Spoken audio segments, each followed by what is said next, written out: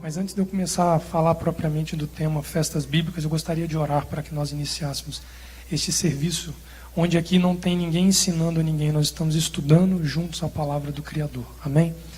Eterno Elohim de Abraão, de Isaac e de Jacó, em nome do teu Filho, Yeshua HaMashiach, nós nos apresentamos nesta tarde de Shabat, num dia criado para o homem descansar e olhar para as Escrituras e contemplar que tu és o Deus que é sobre todas as coisas, não há outro, indivisível.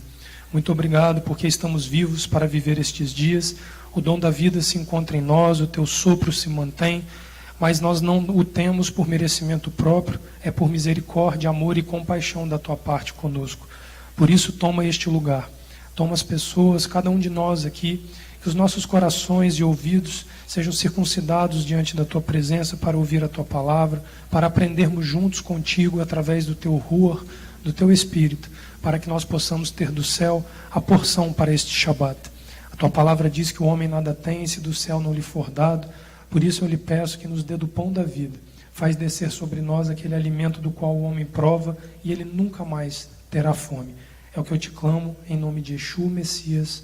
Amém. A pergunta que o Moura me fez, para que trouxesse como tema, para nós conversarmos um pouco, foi: as festas bíblicas podem aproximar o homem de Deus? A resposta direta é sim, e elas não só podem, como elas são os mecanismos pelos quais o Eterno criou a aproximação entre o homem e ele pós-queda. E aí você pode me perguntar: mas Leonardo,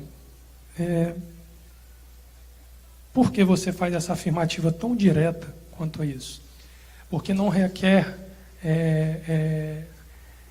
de nós sabermos muito mais do que cada festa ela aponta para o Messias de Israel.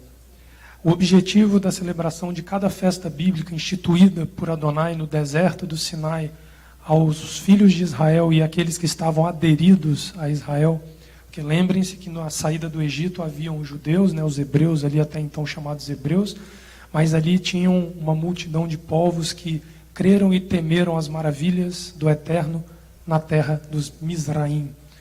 Creio que a pronúncia correta seja essa. Temos um habitante de Israel aqui no nosso meio. Se eu falar alguma coisa errada, por favor, me corrija, por gentileza. Eu tenho aprendido hebraico sozinho, então a gente apanha um pouquinho. Então, tratando dentro desse critério, o Messias de Israel, ele é visto e ele é o objetivo de cada cerimônia festiva prescrita na palavra de Adonai.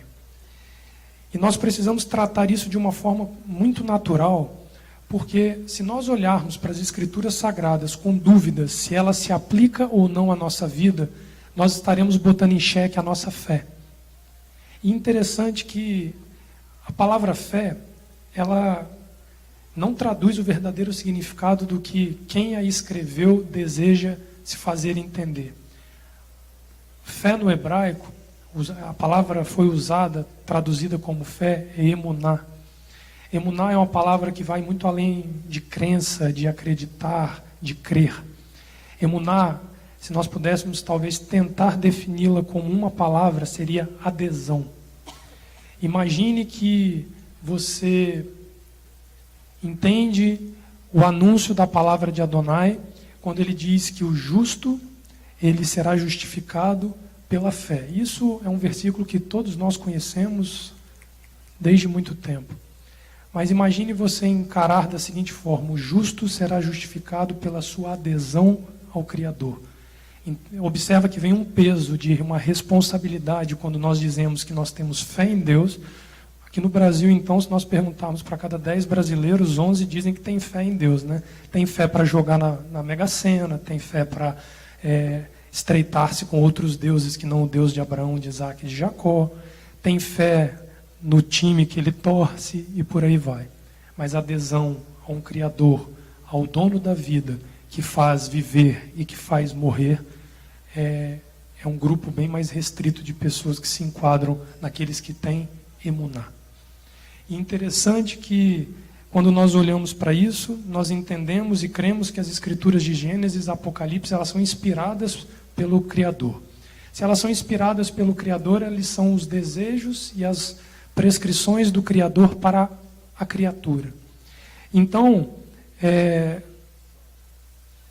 a primeira pergunta que nós temos que fazer é a seguinte: se ele criou as festas objetivando o Messias, para que nós pudéssemos nos encontrar com o Criador, é porque o homem já se encontrava afastado do Criador. Observe esse detalhe. Mas existe uma festa, que ela é a exceção dessa colocação que eu acabei de fazer. Se nós observarmos o livro de Levítico, no capítulo 23, eu queria convidar os irmãos para abrir a palavra lá. Deixa eu só me mapear no horário aqui para eu me localizar. Levítico, no capítulo 23, aqui existe uma descrição da Torá dada a Moisés e aos filhos de Israel e ao povo ali no Monte Sinai, que ele fala dessas festividades explicadas de maneira bem pautada. E o capítulo 23, verso 1 diz assim: disse o Eterno a Moisés: fala aos filhos de Israel e diz-lhes: as festas do Eterno que proclamareis como santas convocações são estas.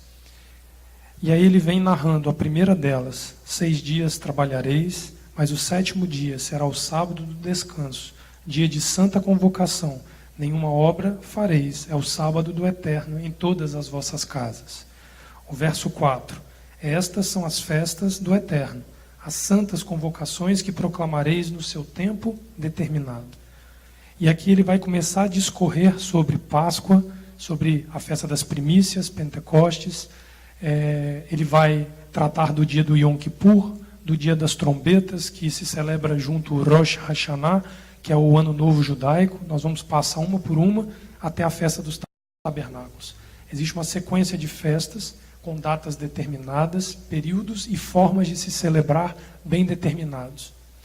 E aí, a pergunta que nós temos que fazer é: já que o Criador criou estas festas para aproximar o homem, nós precisamos entender, em primeiro lugar, por que é que o homem precisa das festas. Alguma coisa o homem fez de errado para que ele precisasse de um mecanismo que o trouxesse de volta ao Criador. E isso tudo conflui na pessoa do Messias de Israel, Yeshua HaMashiach, que dará ao homem novamente o contato direto com o Criador. E aí, quando nós vemos isso, nós somos obrigados a voltar em Gênesis no capítulo 1. Gênesis no capítulo 1, ele narra de maneira muito clara a relação primitiva entre homem e Criador. E uma coisa que me chama a atenção é que durante todo o período que nós lemos o livro de Gênesis, especialmente o início da criação, nós vemos a narrativa de um encontro do homem com o Criador pré-determinado, bem estabelecido, onde o Criador ele se revelava ao homem numa hora marcada e num determinado momento de um dia. Vamos observar o capítulo 3. Vamos olhar aqui a partir do verso 7. Aqui é a narrativa da queda do homem.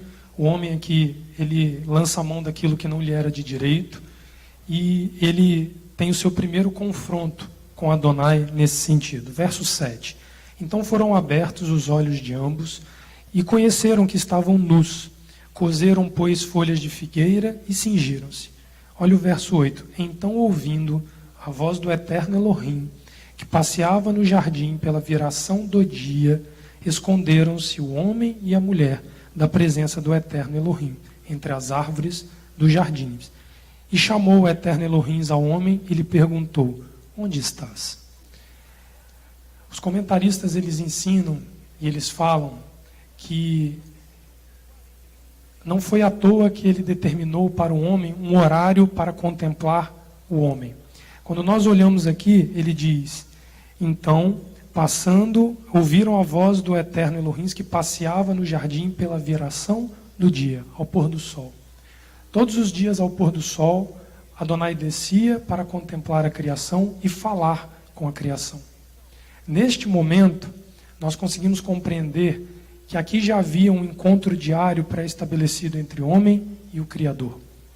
E este encontro, ele começa a ser limitado pelo Criador a partir do momento que ele lança sobre o homem a maldição de ser um herdeiro do pecado, e este homem ele é excluído do jardim onde ele tinha liberdade de se relacionar com o Criador.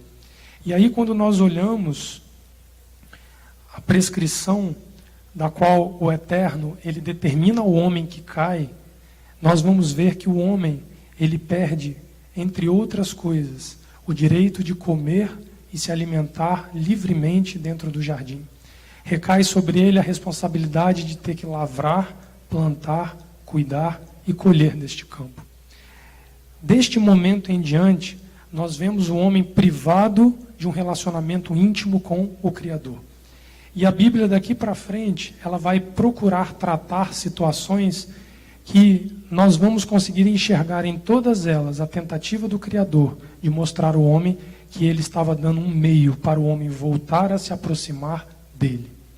Então, partindo deste princípio, nós vamos ver aqui no capítulo 3 ainda, ele diz assim, verso 17, ao homem disse, por que destes ouvidos à voz da mulher, e comestes da árvore que te ordenei, dizendo, não comerás dela, maldita é a terra por sua causa, em fadiga comerá dela todos os dias da sua vida. Então, a partir desse momento, o homem se torna responsável para se manter. Ele precisa agora ser um trabalhador, um lavrador da terra para plantar e para comer. E interessante que quando nós começamos a ver a questão das festas, nós vamos ver que existe um tripé de festas, onde a Torá prescreve ao homem subir a Jerusalém 3 vezes ao ano. O homem sobe a Jerusalém 3 vezes ao ano, nós vamos ver mais à frente, em 3 festivais, que tem um cunho e tem uma característica totalmente agrícola. Observem que a relação da festa ter um cunho agrícola fala diretamente do ato de Adonai ter dado ao homem a necessidade de plantar e colher.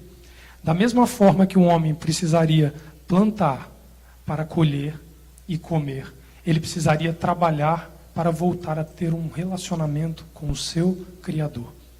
Só que o homem por si só, ele não teria esta capacidade, porque mesmo assim ele dependeria do Criador para que isso fosse pleno. E aí nós vamos entender mais à frente o porquê eu afirmei, porque todas as festas elas apontam para o Messias de Israel.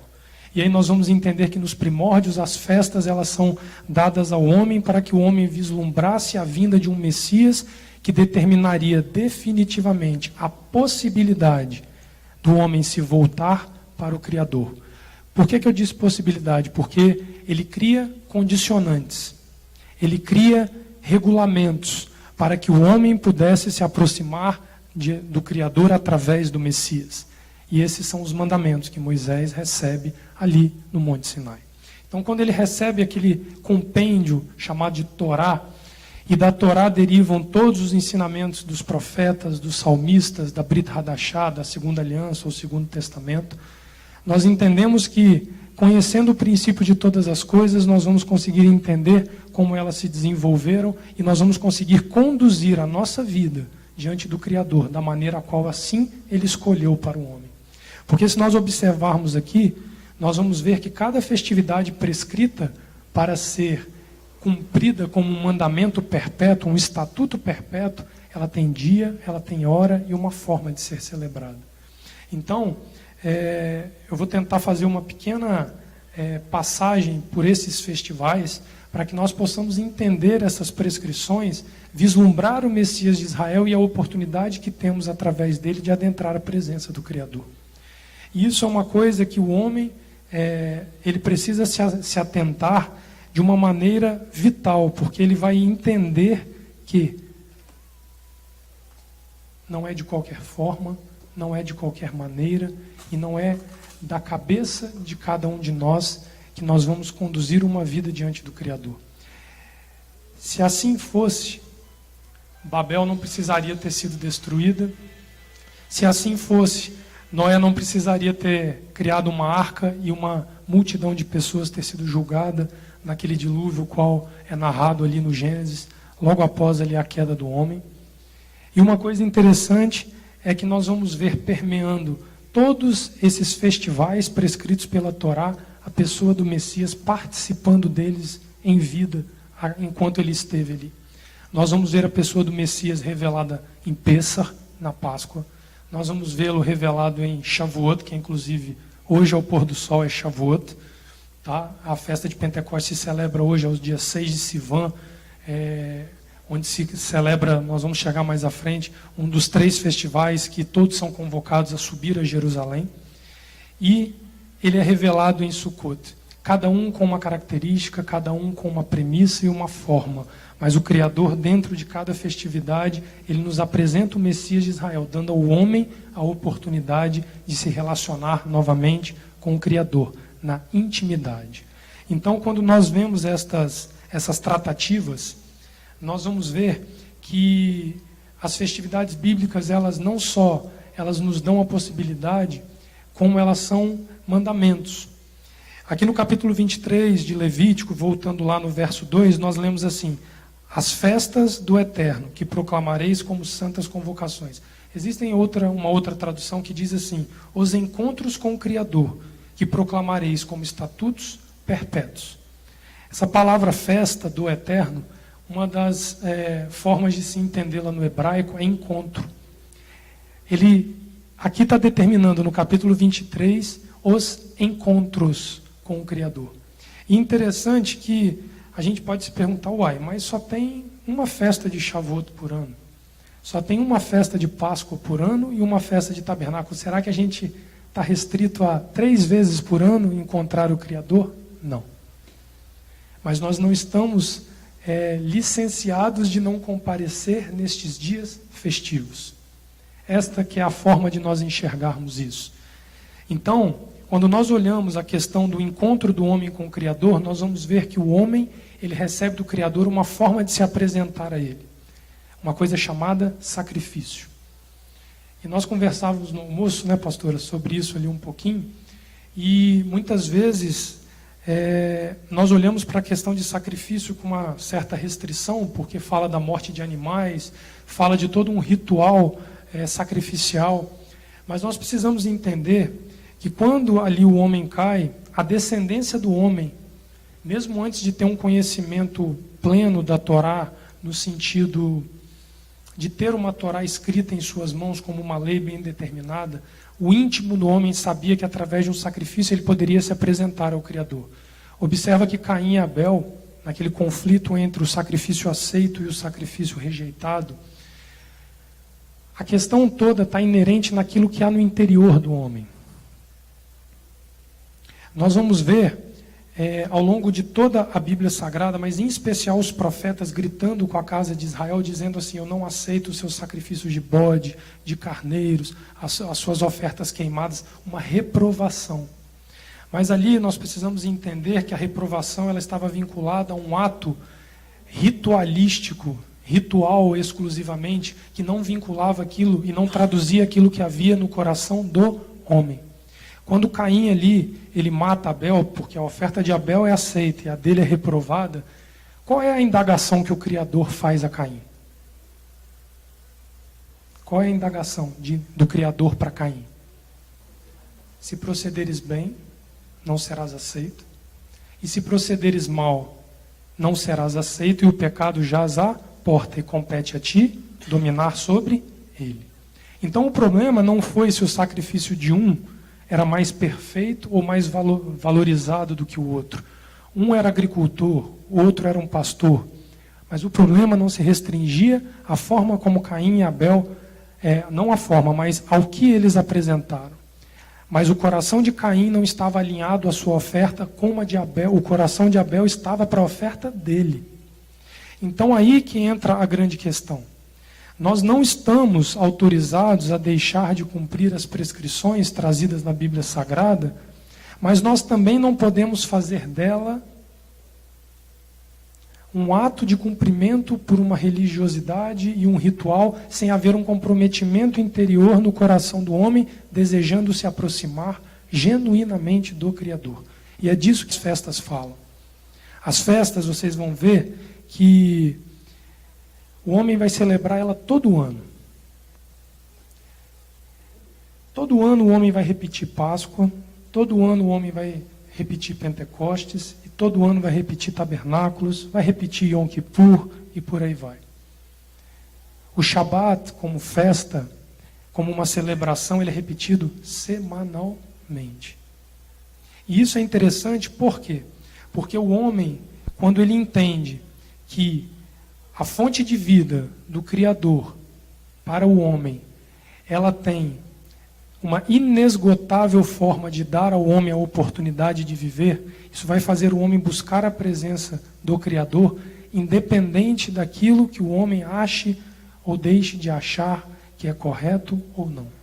Quando nós entendermos que viver uma vida de aproximação do Criador, ela é aquilo que vai nos dar a vida e que vai nos permitir gozar de uma vida futura em eternidade ao longo dele, nós vamos ver que uma vida, Moura, de 70 e poucos anos, que hoje é a média de um brasileiro viver, ele é um preço curto quando a gente compara com o que nós vamos receber em uma eternidade. Então, se nós abrimos mão de 50, 60, 70 anos de vida fazendo aquilo que nós desejamos, para aquilo que o Criador nos diz que nós devemos fazer, em prol de uma vida eterna, é uma forma de nós encararmos as dificuldades que temos de aceitar o cumprimento de mandamento. E cumprimento de mandamento não está ligado necessariamente a uma vida de religiosidade. O religioso, por si só, ele é aquele que por fora tem uma capa que parece o ideal, mas por dentro ele não tem a sua vida condizente com aquilo que ele aparenta. Quando nós olhamos Mateus capítulo 23, nós vemos ali Yeshua fazendo uma severa restrição aos fariseus por conta disso. Observem que ele não os reprova por ser fariseu, mas ele os reprova por não ter uma vida alinhada com aquilo que eles dizem ser. Olha Mateus capítulo 23 com calma e veja isso. Quer ver um exemplo disso? Yeshua vinha e curava uma pessoa. Nós vimos isso nos evangelhos com repetição. Mas ele dizia, vai ao sacerdote, diz a ele o que aconteceu e entrega a sua oferta no templo.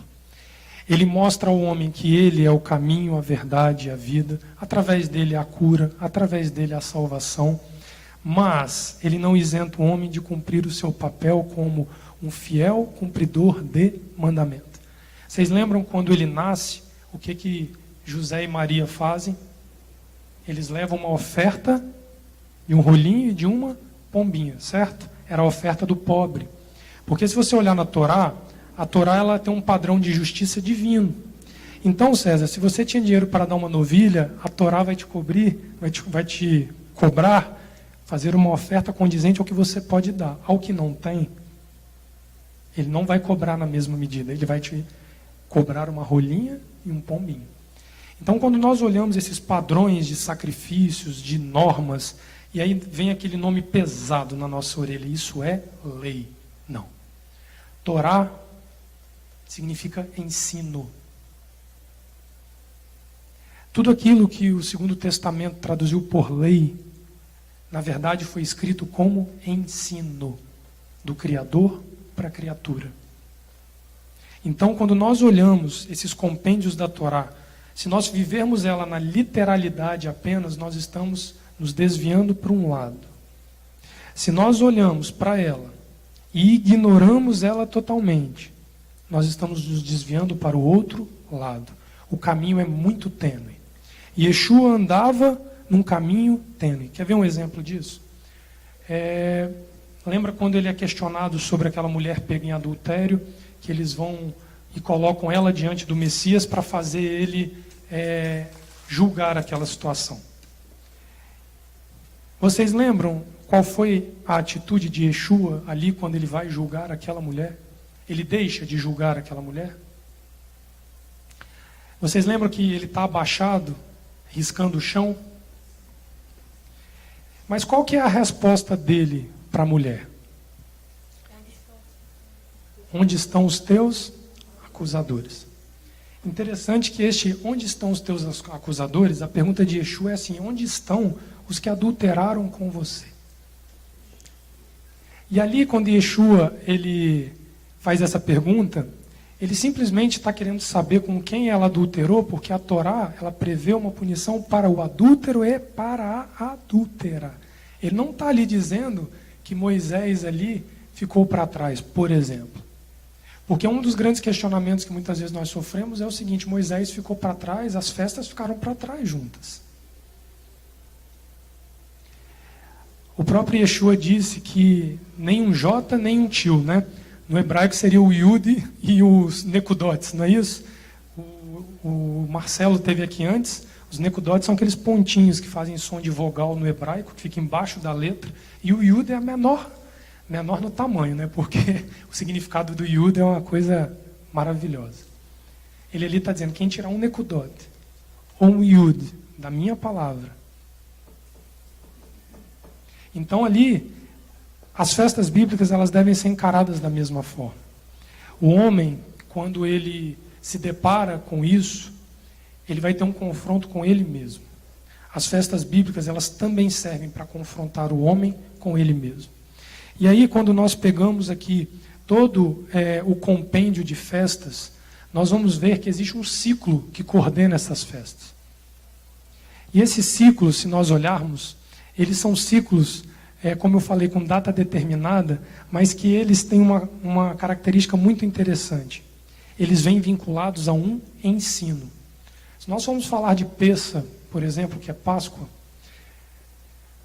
só a Haggadah de Pessa, que é a história de Pessa contada na noite da Páscoa, que é um mandamento prescrito aqui em Êxodo capítulo 12, ali quando ele narra comer ervas amargas, pão sem fermento e etc., a gente pode passar uma noite e a gente não para de falar de Pessa. Mas Pessa vai falar do cordeiro. Pessa vai falar daquele animal que o povo hebreu usou para sangrar e passar no umbral da porta, todo mundo conhece essa história, e o anjo da morte que vinha matar os primogênitos, ele poupa os filhos de Israel e os filhos daqueles que aderiram à ordem do Elohim de Israel. Não foi isso que Páscoa nos narra? Ora, a pessoa do Messias, ele vem a ser sacrificado na mesma Páscoa. Hoje vocês viram o Marcelo ensinando sobre as 4 taças de Páscoa dentro do hebraico. Aquilo ali faz parte da liturgia de contar a história da Páscoa para que as gerações pequenas possam crescer conhecendo o que é Páscoa. A Páscoa não é o coelhinho. A Páscoa não é o chocolate. A Páscoa ela não tem fundamentos os quais Elohim não determinou. Aí você começa a pensar, então por que eu estou celebrando a Páscoa com coelho e com chocolate? Na Bíblia Sagrada nós não vamos ver referência disso, nem no Primeiro, nem no Segundo Testamento. Novo ou Velho, Primeira, Segunda Aliança, tanto faz. Nós vamos ver ali uma Bíblia falando de comer ervas amargas, pão sem fermento. Vamos falar de um cordeiro pascal que poupa a vida daquele que debaixo do seu sangue se submete. Como não enxergar Yeshua dentro disso? Agora, como nós enxergamos Yeshua no coelhinho da Páscoa e no chocolate? Nós não conseguimos isso. Porque não foi assim que foi determinado pelos céus para o homem. E quando nós vamos ver Shavuot, a festa de Pentecostes, que em Atos no capítulo 1 e 2 narra como a descida do Espírito Santo, sim. É a descida do Ruach de Elohim, o sopro de Elohim. Mas vocês já observaram que ali tem uma particularidade? Os judeus que ali estavam, junto com toda aquela multidão, eles estavam celebrando a festa de Pentecostes. Não é isso que a Bíblia Sagrada fala para nós? Qual é a prescrição da festa de Pentecostes? A festa de Pentecostes é uma festa que se celebra no 50º dia após a festa de Páscoa. Então você sai de um festival, conta 49 dias de uma cerimônia chamada Sefirat HaOmer, que você tem um vaso desse aqui com o trigo, ou com cevada, ou com centeio dentro da sua casa, e você começa a ir tirando um por um até contar 49 dias. No 50º dia, a seguir, você celebra Shavuot. Então eles estavam em Jerusalém aguardando a contagem terminar. Vocês concordam comigo? E de repente, no dia de Shavuot, da festa de Pentecoste, que por coincidência é hoje à noite, eles recebem dos céus uma voz que fala na língua de cada um daqueles que ali estava, e todos ficam maravilhados com o que essa voz falava. E interessante que quando nós olhamos, a exegese hebraica, ela consegue fazer uma contagem que nesses 50 dias entre a saída do Egito e a festa de Pentecostes, eles recebem no mesmo dia a Torá pelas mãos de Moisés no Monte Sinai. Você partindo do princípio de que Shavuot, que no hebraico significa semanas, é o plural de semana em hebraico, você recebe as tábuas, esse compêndio de ensinos do Criador para que você se aproxime dele. Alguns 1000 anos depois, o Criador, ele, em alta voz, ele fala para todos, em todas as línguas, para que os seus ensinos fossem conhecidos por todos. Agora, precisou de um Messias fazer o seu papel perfeito como Cordeiro Pascal, para que nós chegássemos a Pentecostes de uma maneira plena. Então nós vamos vendo a pessoa do Messias ser colocada como papel fundamental em todas as festividades. E uma coisa interessante é que um dia eu fui abordado por uma pessoa que virou para mim e falou assim: mas deixa eu te fazer uma pergunta.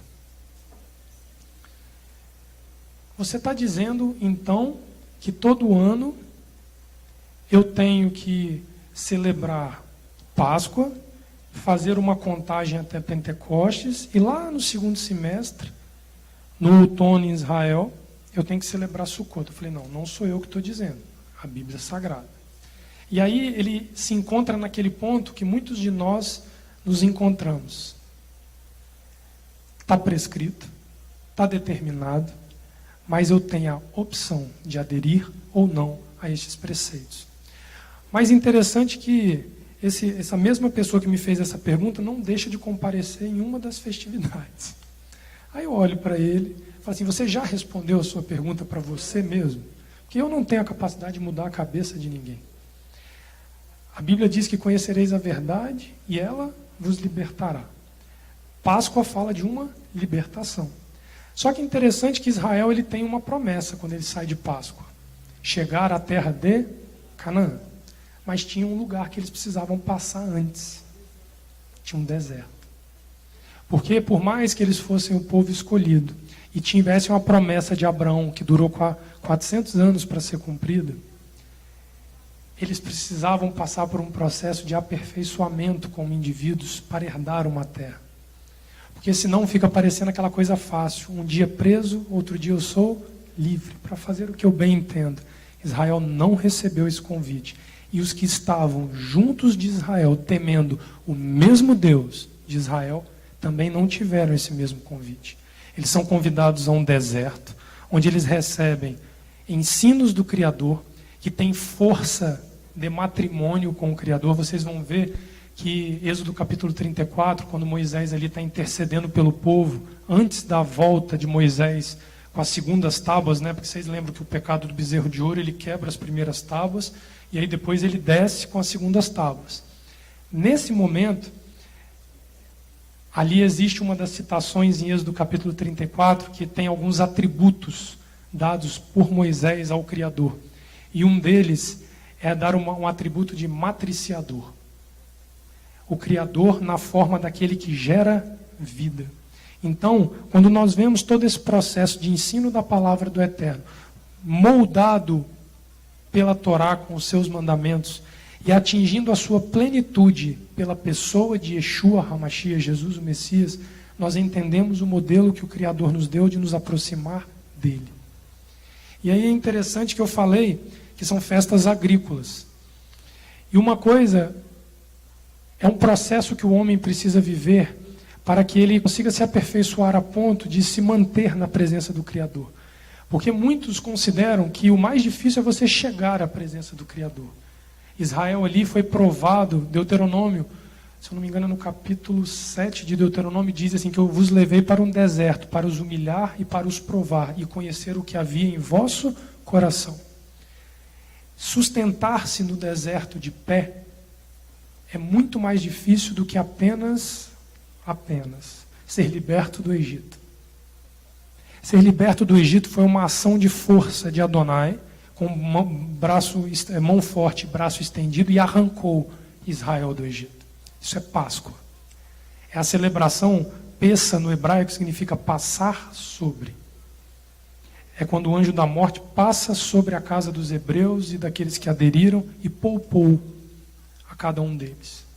Só que você é convidado a um deserto para fazer uma aliança com o Criador. E lá no final do ciclo agrícola você é convidado a apresentar frutos. Essa é a festa dos tabernáculos, ou festa das cabanas, ou festa de Sukkot.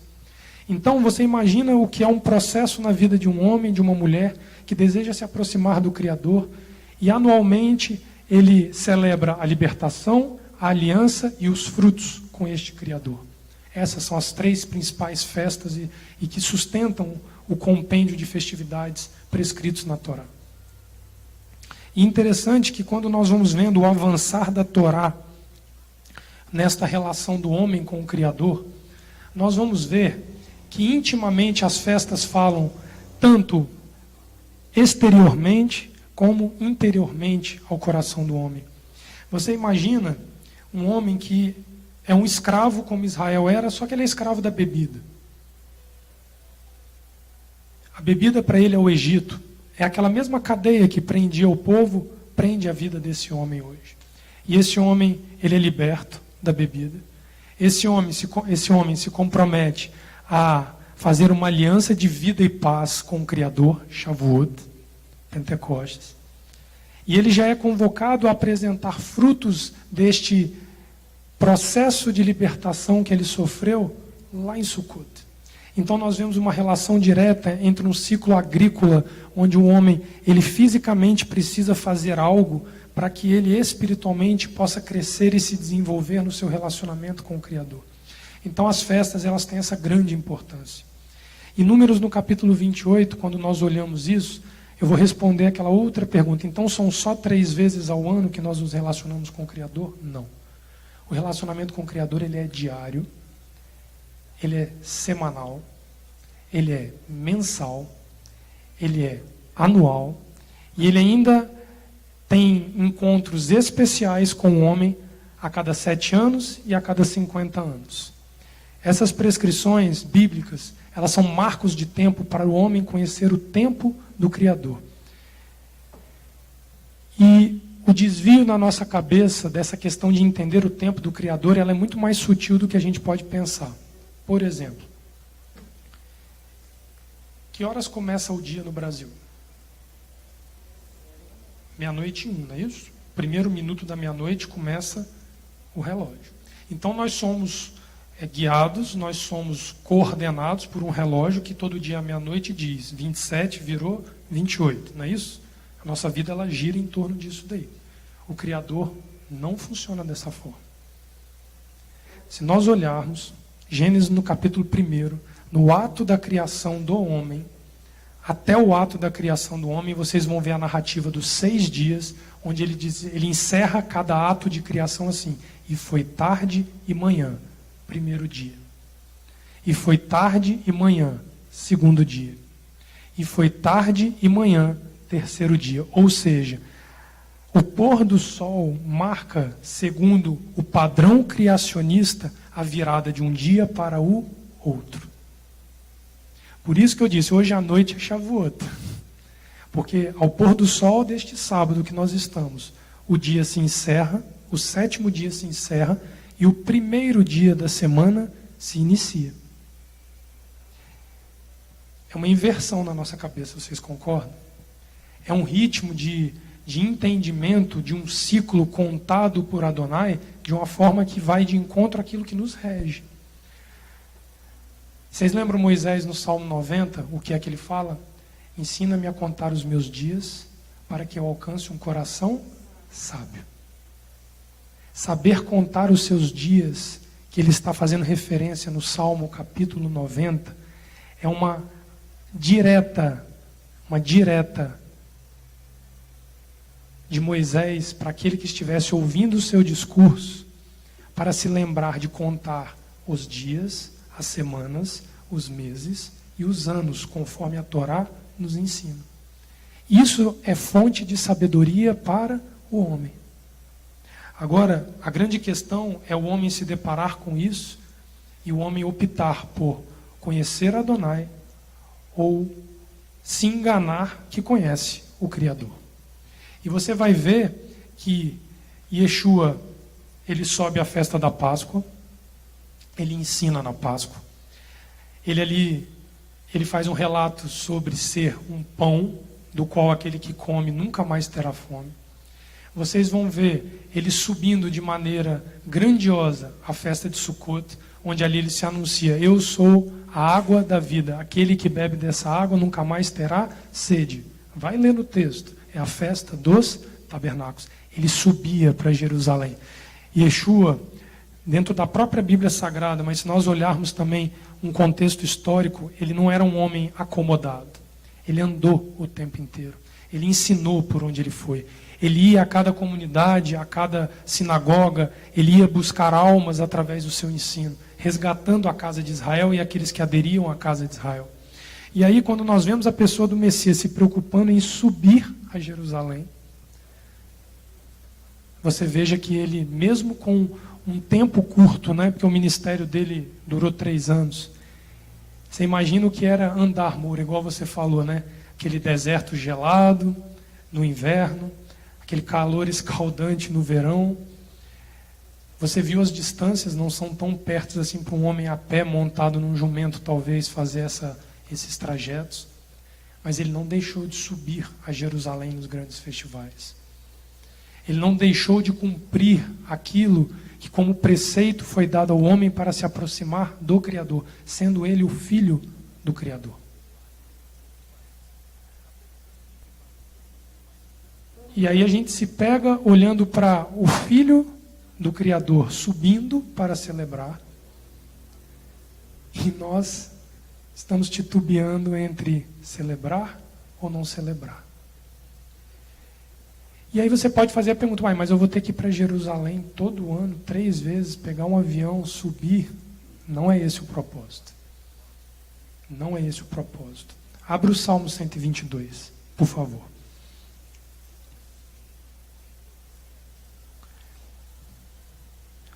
O Salmo 122, ele diz assim: alegrei-me quando me disseram, vamos à casa do Eterno.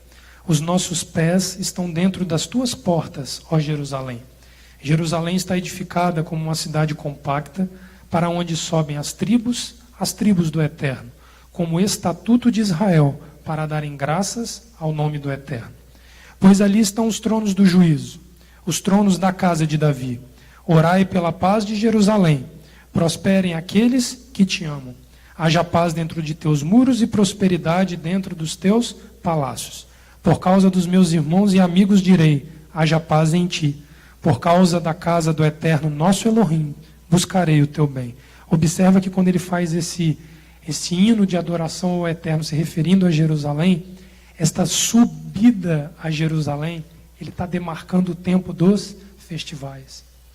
Mas eu fiz aquela pergunta: e nós que não estamos aptos e possíveis a comparecer lá nos festivais?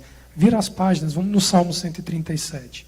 Ontem eu passei por ele um pouquinho aqui, quando eu cumprimentei os irmãos aqui ontem à noite. Se nós tivermos o sentimento que o salmista tem aqui no Salmo 137, o nosso coração está dentro de Jerusalém. Mesmo que aqui no Brasil, a alguns milhares de quilômetros de distância. Óbvio que quem tiver a oportunidade de ir e pisar a cidade de Jerusalém, você terá uma oportunidade singular na sua vida, que faça uma vez na vida. Eu tenho uma senhora que está conosco na congregação há 25 anos, e ela já está com seus 66. Os pés dela já mais calejados, difíceis de andar. Aí ela falou assim: meu filho, eu estou me programando. E ela, muito simples, ela está juntando o dinheirinho dela para que ela suba a Jerusalém uma vez ao longo da vida dela. Só subir a Jerusalém sem o seu coração estar em Jerusalém também não faz sentido. Porque o coração destes homens aqui no Salmo 137 é exatamente essa questão. O coração deles estava lá, quando o corpo deles estava privado. Os pés estavam privados de pisar em Jerusalém. Lembra que nós lemos aqui, os nossos pés estão dentro das tuas portas. Ali ele está fisicamente dentro de Jerusalém. Mas este homem aqui, o coração dele está dentro de Jerusalém. Observa o que diz o salmista. E olha que o título, talvez a Bíblia de vocês também esteja igual, está escrito assim, o Cântico do Exilado. Aí a pergunta que nós nos fazemos é, somos exilados ou não da presença de Adonai? Fomos ou não, como herança adâmica, separados da íntima presença do Criador? Aí observa o que ele diz. Junto aos rios de Babilônia, nos assentamos e choramos, lembramo-nos de Sião. Nos salgueiros que há no meio dela, penduramos as nossas harpas, pois aqueles que nos levavam cativos pediam canções, e os que nos atormentavam que nos alegrássemos, dizendo, cantai-nos um dos cânticos de Sião.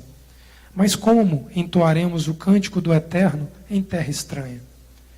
Essa é a pergunta que nós nos fazemos. Como o nosso coração sobe a Sião numa terra estranha? E aí ele diz, se eu me esquecer de ti, ó Jerusalém, esqueça-se a minha destra da sua destreza. Apegue-se a minha língua ao paladar, se não me lembrar de ti, se não preferir Jerusalém a minha maior alegria. Lembra-te, ó Eterno, do que fizeram os filhos de Edom no dia da queda de Jerusalém. E aí ele discorre o final do salmo. Ele faz um voto de que a língua dele se prenda e não pronuncie mais, se ele esquecer do amor que ele professou por Jerusalém. E Jerusalém, ele nos faz arremeter especificamente, aqui quando ele diz os cânticos de Sião, ele está falando de Jerusalém. Alguns comentaristas chegam a defender que ele está falando do Monte Sião, onde foi construído o templo e a casa do Criador. Para onde o Messias de Israel profeticamente retornará e ali estabelecerá o seu reinado.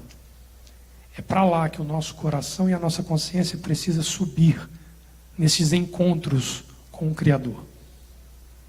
Porque Adonai não seria justo se o rico pudesse pegar o avião e ir e o pobre não pudesse fazer isso.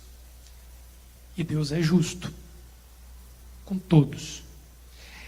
E uma coisa muito interessante é que uma outra pergunta que nós podemos nos fazer é a seguinte: mas se eu não sou judeu, eu preciso guardar estas festas?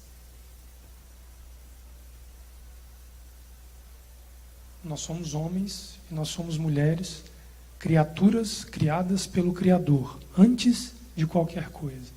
O Salmo 24, ele diz que ao Eterno pertence a terra e a sua plenitude, e todos os seus habitantes. Ele não faz restrição de nacionalidade quando ele anuncia o Salmo capítulo 24. Quando nós olhamos por este foco, o convite é para todos. E eu vou falar especificamente, um pouquinho aqui, sobre a festa de Pentecostes, onde demonstra para nós claramente um convite que em todas as festividades prescritas pela palavra do Criador, nós vamos enxergar em Deuteronômio capítulo 16, aqui é um exemplo, mas quando vocês olharem todas as outras festas, vocês vão observar que a Bíblia Sagrada ela nunca deixou de incluir o estrangeiro, aquele que não tem a nacionalidade, porque isso para Adonai sempre foi secundário. A guarda, o cumprimento e viver o mandamento sempre foi primordial para o Criador. Depois, nós podemos até discutir essas questões de nacionalidade, mas que para o Criador, ele olha para o homem como criatura e alma vivente que precisa dele para ter a fonte de vida. E olha o capítulo 16 de Deuteronômio, o verso 9, aqui ele está falando da festa de Pentecostes. Estou puxando a sardinha para ela, porque é hoje à noite, né, a gente pode aproveitar e aprender um pouquinho com ela. Ela diz assim: contarás 7 semanas. No dia em que começares a meter a foice na seara, começarás a contar as 7 semanas. Celebrarás então a festa das semanas, Shavuot, ao Eterno teu Elohim, com ofertas voluntárias da tua mão. Então a primeira característica das festas é que você se apresenta com ofertas voluntariamente. Lembra das ofertas de Caim e das ofertas de Abel? Estamos falando da mesma coisa. Que darás segundo as bênçãos que o Eterno teu Elohim tiver te concedido. Então é proporcional ao que você pode entregar. Alegrar-te-ás perante o Eterno teu Elohim, tu, teu filho, tua filha, teu servo, tua serva, o levita, o servo, a serva, o levita, que está na sua cidade, o estrangeiro, o órfão, a viúva, que estão no teu meio, no lugar que o Eterno teu Elohim escolher para lhe fazer habitar o teu nome, Sião. Então, em Sião, está convidado o hebreu, o não hebreu, o servo, a serva, o escravo, estão todos convidados. Adonai não faz restrição da participação de alma vivente nenhuma nas suas festividades, porque ele ama a todos e quer resgatar a todos. A oportunidade é igual para grego e para judeu. E aí nós vamos entender de maneira definitiva que a questão, através deste relacionamento, trata de incluir o homem e a mulher que assim desejar ser incluída. E uma coisa interessante é que existem 2 festas prescritas, tanto em Deuteronômio capítulo 16, quanto no Levítico capítulo 23, como em Números capítulo 28, que falam claramente para nós que são estatutos a sermos observados. Alguém pode me dizer quais são os 10 mandamentos? Que hoje à noite é a festa de celebrar os 10 mandamentos de Adonai, né? As tábuas entregues ali, as 10 palavras, como assim preferir. Qual é o primeiro dos mandamentos? Êxodo capítulo 20 diz assim: eu sou o Eterno teu Elohim, que te tirei da terra do Egito, não terás sobre ti outros deuses. Esse é o primeiro. Eu sou o Eterno teu Elohim, que te tirei da terra do Egito, está falando de qual festa? Páscoa, certo? Então nós temos Páscoa encabeçando o primeiro mandamento dos 10 mandamentos. Segundo mandamento: não farás para ti imagem de escultura, nem nada semelhante, não te prostrarás diante dela, não adorarás outros deuses senão a mim, certo? Segundo mandamento. Terceiro mandamento: não profanarás o nome do teu Elohim em vão. Ok. Quarto mandamento. Está com a cola aqui em cima, pelo que eu estou vendo. Estou vendo um monte de olho aqui, não está não? Eu achei que estava aqui, porque eu estou vendo um monte de gente olhando para cima. Qual é o quarto mandamento? Qual é o quarto mandamento? Lembra-te do dia do Shabat. Lembra do dia do sábado. Se nós observarmos o capítulo de Deuteronômio, no capítulo onde ele narra a questão do Shabat, do sábado, que é uma das festas ali que nós lemos em Levítico capítulo 23, ele já vai dizer: guarda o dia do sábado. Lembra e guarda. Lembra e guarda. Guarda e lembra. Só que continua lendo, pastora, por gentileza, o mandamento do sábado. Fala aqui no microfone. Só a parte do sábado, até honrar pai e mãe. Para não honrar pai e mãe. Tá. Mas o 7º dia é o sábado dedicado ao Senhor, o teu Deus. Nesse dia não farás trabalho algum, nem tu, nem teus filhos ou filhas, nem teus servos ou servas, nem teus animais, nem os estrangeiros que morarem em tuas cidades. Pois em 6 dias o Senhor fez os céus e a terra, o mar e tudo o que neles existe, mas no 7º dia descansou. Portanto, o Senhor abençoou o 7º dia e o santificou. Segunda festa prescrita no Decálogo é o Shabat. E ela também tem uma convocação para que o estrangeiro compareça a guardar o Shabat. Então nós temos no próprio compêndio dos 10 mandamentos 2 festas onde são todos convidados a participar delas. Então aí está a resposta. E uma coisa interessante, que quando nós olhamos para essas questões que envolvem guardar mandamento, eu observei que nesses 2 dias de evento, né, hoje nós estamos no 3º dia, os palestrantes de quinta e de sexta, e até o de hoje de manhã, todos nos seus comentários levavam o ensino que eles estavam ali ministrando para questões escatológicas, né? Foi muito falado na quinta e na sexta-feira sobre isso. E aí eu queria convidar vocês aí a uma questão escatológica para falar das festas. Zacarias capítulo 14, por favor. Eu já estou quase encerrando. Zacarias capítulo 14 fala de um tempo vindouro, que aqui é uma opinião do Leonardo, que eu creio que está próximo. Esse tempo de estabelecimento e dos julgamentos de Adonai estão próximos da humanidade, porque a humanidade tem sido convocada, tem sido chamada a atentar aos mandamentos e a retornar para o Criador. Observe que eu estou dizendo a humanidade, eu não estou aqui colocando nenhum tipo de restrição quanto à nacionalidade, língua, cor, raça ou sexo, não estou falando disso. Estou falando de uma aproximação que a humanidade é convidada a ter do seu Criador através da pessoa de Yeshua, o Messias. É disso que eu estou falando. E aí nós vamos ver a narrativa aqui de Zacarias 14, ela é longa, mas aí eu vou querer pegar o verso 13 em diante para nós observarmos aqui um detalhe. Ele diz assim, Zacarias 14, verso 13. Naquele dia também haverá da parte do Eterno uma grande confusão entre eles. Eles são os remanescentes. Cada um agarrará a mão do seu próximo, cada um levantará a sua mão contra o seu próximo. Também Judá pelejará em Jerusalém, e se ajuntarão as riquezas de todas as nações circunvizinhas, ouro e prata, e vestes em grande abundância. Como esta praga, assim será a praga dos cavalos, dos mulos, dos camelos e dos jumentos, e de todos os animais que estiverem naqueles arraiais. Então é uma questão escatológica. Está falando de um tempo vindouro que ainda não se estabeleceu. Olha o verso de 16. E todos os que restarem, observa que restarem, aqui talvez ele esteja mal aplicado.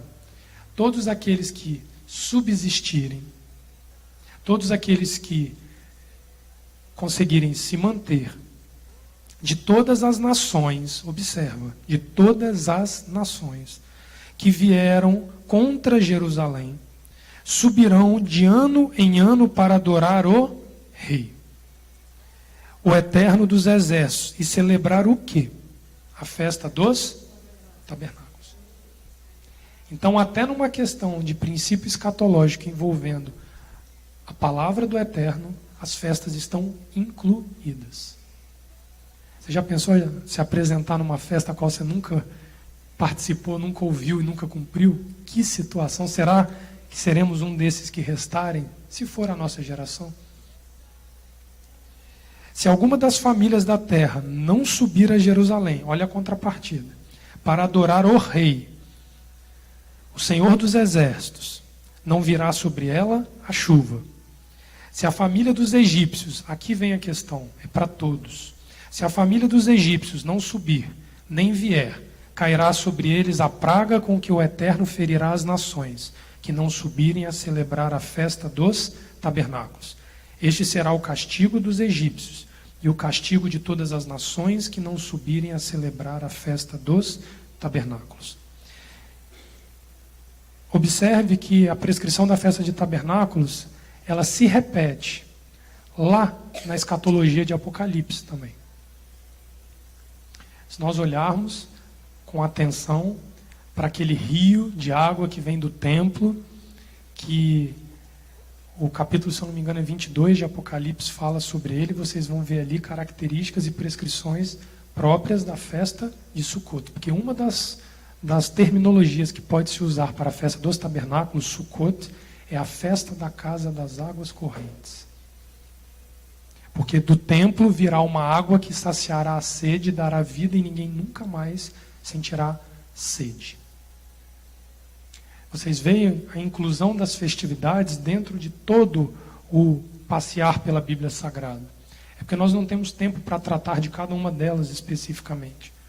Mas cada festa tem uma prescrição, tem uma forma, tem uma data e tem um dia para ser estabelecido. Porque no final de todas as coisas, eu queria encerrar com Isaías capítulo 66.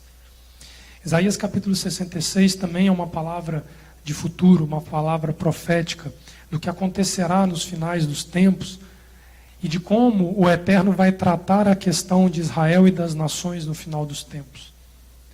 Nós vamos observar que pelo princípio utilizado por Isaías, nós vamos entender quando Paulo diz que haveria para os gentios uma oportunidade de ser enxertado como zambujeiro bravo na oliveira santa. Romanos capítulo 11. Porque muitas vezes as pessoas falam de Romanos 11 e gostam de falar lá do final. E todo Israel será salvo. Mas se você observar os versículos anteriores atentamente do capítulo, ele vai dizer que o zambujeiro, aquele que outrora era apartado da aliança entre Deus e Israel, ele vai ser enxertado na oliveira. E se você perguntar para qualquer geneticista, se você pegar eu falei com o Moura isso na hora do almoço, se você pegar um galho de laranjeira e enxertar esse galho numa goiabeira, ela não vai dar laranja, ela vai dar goiaba. Presta atenção.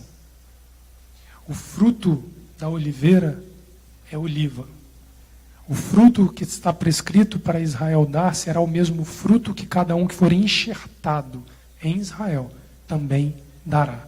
Aí lá no final diz, e todo o Israel, mas já um Israel enxertado. Porque o critério utilizado para definir quem fará parte desta comunidade chamada Israel, a qual será remida pelo Criador, está descrito aqui no capítulo 66 de Isaías. Vamos começar no verso 1.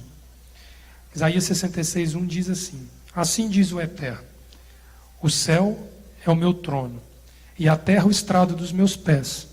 Onde está a casa que me edificareis? Isso aqui é um tom irônico da parte de Adonai para com o homem. Pode o homem construir uma casa para eu habitar? Não foi essa a pergunta que ele fez para Salomão quando ele constrói aquele suntuoso templo? Habito eu em casa feitas pelas mãos dos homens? Não é essa a interrogação que ele bota na cabeça de Salomão? Quando ele cria o tabernáculo para Moisés no deserto, ele diz assim: eu estou criando um tabernáculo para habitar no seio de vós. Ele cria o tabernáculo para o homem entender que o tabernáculo é o molde desta casa, onde Elohim deseja habitar. Quando a gente olha para o tabernáculo, ali está o padrão de santidade que o Criador deu para que o homem seja a sua habitação perene. E a festa dos tabernáculos é chamada festa das cabanas, onde diz que o Eterno irá tabernacular dentro de cada um de nós. Por isso é ela que vai ser celebrada lá em Zacarias capítulo 14. Porque é a festa que fala da plenitude, mas ela é o fim do ciclo agrícola. Ela é o fruto máximo que o homem tem para apresentar ao Criador depois de um ciclo de festividades. É nessa festa que Zacarias 14 diz que aqueles remidos estarão celebrando quando subirem ao Criador, em Jerusalém. E Isaías continua dizendo assim: onde será o lugar do meu descanso? Não fez a minha mão todas estas coisas, e assim vieram a existir, diz o Eterno. É para este que olharei. Presta atenção. Aqui ele define o padrão de homem e de mulher que estará presente junto a ele neste dia. Para o humilde e contrito de espírito, e que treme da minha palavra. Ele não diz para o que treme para o Velho Testamento, o que treme para o Novo Testamento, para o A, para o B. Ele engloba a palavra. Mas o que sacrifica um boi é como o que mata um homem, e o que sacrifica um cordeiro como o que degola um cão. O que oferece uma oblação é como o que oferece sangue de porco, e o que queima incenso como o que adora um ídolo, porque ele não é humilde e nem contrito e não teme a palavra de Adonai. Estes escolheram os seus próprios caminhos, e a sua alma tem prazer nas suas abominações, de modo que escolherei o infortúnio e farei vir sobre eles os seus temores. Pois quando clamei, ninguém respondeu. Quando falei, não escutaram. Fizeram o que era mal aos meus olhos e escolheram aquilo em que eu não tinha prazer. Ouvi a palavra do Eterno, os que tremeis da sua palavra, os vossos irmãos que vos aborrecem e que para longe vos lançam por amor do meu nome, dizem: o Eterno seja glorificado, para que vejamos a vossa alegria. Contudo, serão envergonhados. Uma voz de grande tumulto virá da cidade. Uma voz do templo, voz do Eterno, que dá o pago aos seus inimigos. Antes que estiveste de parto, deu à luz. Antes que lhe viessem as dores, deu à luz um filho. Quem jamais viu tal coisa? Quem viu coisas semelhantes? Poder-se-ia nascer uma nação num só dia? Nasceria uma nação de uma só vez? Mas Sião mal sentiu as dores de parto e já deu à luz a seus filhos. Abriria eu a madre e não faria nascer, diz o Eterno. Faria nascer e fecharia a madre, diz o teu Elohim. Regozijai-vos com Jerusalém e alegrai-vos por ela. Vós todos os que a amais, enchei-vos de alegria por ela. Todos os que por ela pranteastes. Lembra do Salmo 137? Se eu me esquecer de ti, ó Jerusalém? Que eles ali estavam chorando e clamando por Sião. Pois mamareis e vos fartareis dos peitos das suas consolações.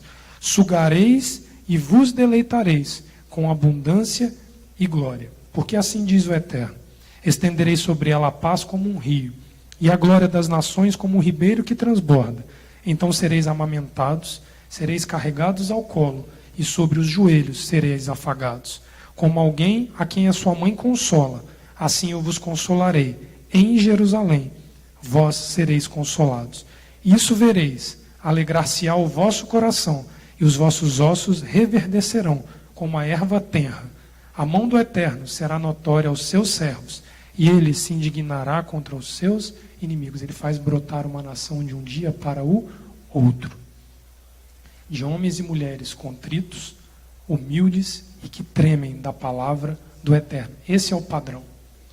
É por isso que Paulo, lá no capítulo 11 de Romanos, ele vai afirmar que aquela questão do judeu estar cego, do gentio, em virtude desta cegueira, ter tido acesso àquela Torá que estava apenas com o povo judeu, e do Messias que também estava restrito ali, a princípio, a eles, nós vamos começar a entender que ali quando ele diz: porque assim vós incitareis os ciúmes neles para que eles despertem. Romanos 11, quando está falando isso, ele está querendo dizer para nós que a partir do momento que cair diante dos nossos olhos esta divisão que existe entre judeus e gentios, a qual Yeshua por si só derrubou, quando ele transformou todos numa só nação e num só povo, fiéis à palavra do Criador. Ezequiel, no capítulo 34, diz que no fim de todas as coisas haverá um só pastor, um só povo, apacentados nos montes de Israel sobre a vara e o cajado deste único pastor. É aí que o despertar para a pessoa do Messias acontecerá. Porque este ciúme será incitado quando olhar aqueles que outrora estavam apartados da aliança do Sinai, cumprindo de maneira correta e perfeita aquilo que muitos deles deixaram de fazer. Esse é o motivador do ciúme. Vocês sabem por quê? Porque eu não vou ter ciúme daquilo que não me incomoda. Se eu sou feio, ela é bonita, a beleza dela me incomoda porque eu dou valor à beleza. Como? Amém. Cumprir Torá, cumprir os preceitos da palavra de Adonai, através da pessoa do Messias, isso será o fator desencadeador de gerar no judeu a seguinte pergunta: como que um povo que não conhece Torá guarda Torá melhor que eu? E aí vai cair por terra ser ou não judeu, vai cair por terra cristianizar judeu, judaizar cristão, todas essas discussões que hoje a internet, por exemplo, está empolvorosa, porque não se trata disso a palavra de Adonai. A palavra de Adonai, ela trata de uma nação formada por judeus e gentios, dentro dos padrões que Adonai determinou. E esse é o trabalho que cada um de nós, que retorna para o Criador e busca se aproximar das suas escrituras e dos seus ensinos, das suas normas, vai ter a oportunidade, porque ninguém vai precisar convencer ninguém de nada. Se eu não me engano, acho que é o Salmo 72, agora me fugiu a memória, diz que a alma do homem é caríssima e mesmo que nós dessemos todo o dinheiro que nós tivéssemos, nós não conseguiríamos resgatar a vida de alguém. Mas o nosso testemunho, em cima de uma vida pautada nas Escrituras e num padrão de santidade estabelecido lá no Éden, que passa por as orações da manhã e da tarde, as orações do Shabat, as festas da Páscoa, de Pentecostes, de Tabernáculos, todo o cumprimento dos mandamentos com amor ao Criador, esse sim é a linha de corte entre aquele que é considerado um verdadeiro servo daquele que não é um servo. Para encerrar, essa questão de tratar como servo é o princípio do que significa a palavra hebreu. Hebreu vem de uma raiz hebraica, hebri, que significa servir. E aí você vai entender quando Yeshua trata ali com os fariseus, quando ele é questionado, quando ele é perguntado, e dizem para ele assim: qual é o maior dos mandamentos? Ama ao teu Criador acima de todas as coisas e ao teu próximo como a ti mesmo. E aí eu volto para nós fazermos a seguinte pergunta. Ele mudou o decálogo quando ele faz essa pergunta? Quando ele faz essa resposta? Ele mudou as tábuas, porque nós acabamos de ler os 10 mandamentos. As tábuas, não. Quando você olha os primeiros 5 mandamentos dados por Adonai, ele vai tratar de uma relação íntima do homem com aquele que te gera vida. Amarás ao teu Deus sobre todas as coisas. Então, os primeiros 5 mandamentos da Torá, observa, são todos relacionando o homem com aquele que é fonte de vida para o homem. E ali está incluso pai e mãe, o Shabat, o nome do Criador, não ter sobre nós outras imagens de escultura e nenhum outro Deus. O segundo mandamento que Yeshua considera mais importante é: sirva ao teu próximo como a ti mesmo. Quando nós vemos não matarás, não furtarás, não adulterarás, não dirás falso testemunho e não cobiçarás, fala da relação do indivíduo com o seu semelhante. Ele pega o decálogo e ele traduz o decálogo de uma forma simples, para que todo homem, judeu e gentio, tivesse acesso ao entendimento do que ele deu à humanidade. Que assim o Eterno possa muito nos abençoar. Eu acho que eu avancei um pouquinho na hora, Moura, me perdoe, pastora, mas eu fico muito feliz de ter tido essa oportunidade de estar aqui com vocês. A tenda de Abraão fica às ordens desta casa, dos irmãos, para que possamos juntos aprendermos e desenvolvermos o nosso princípio de vida junto ao Criador. Eu retorno para a Vitória daqui a pouquinho, deixo aqui com meus irmãos, meus queridos amados, todo o meu carinho, todo o meu amor por vocês. Tive um breve tempo, uma pequena oportunidade de estar aqui com vocês. Eu estou mais em contato com o Moura, conversando com ele, mas a tenda de Abraão está aberta a servir a qualquer um que assim desejar. Nós temos tido um trabalho de buscar trazer as Escrituras dentro dos moldes os quais elas foram dadas, de uma maneira aberta a todos.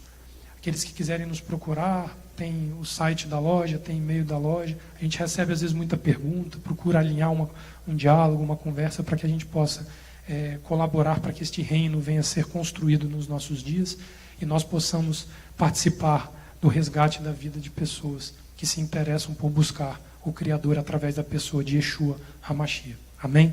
Que o Eterno abençoe a todos vocês. Obrigado pela oportunidade. Amém? Muito obrigado, Moura.